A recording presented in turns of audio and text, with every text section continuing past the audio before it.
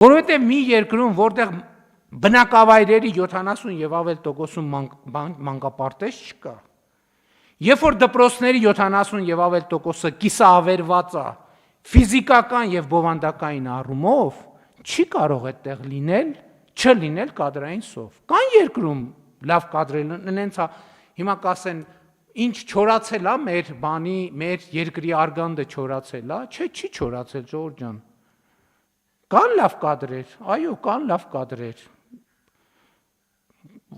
Փոքր խումբ, որոնք 1, 2, 3, 4, 5, 6, 7, 8, 9, 10 միլիոն դրամով աշխատում են Հայաստանում, Հայաստանից դուրս։ Եվ չեն էլ գա աշխատեն կառավարությունում, հələ մի բան չի, 400-500 հազար դրամ ստանան, ամեն ստացած կոպեկի հետ էլ անեծքը հետը տանեն տուն։ Էլի բանը, պարգևավճարը, մեր բաները տարան, պարգևավճարը վճարեցին։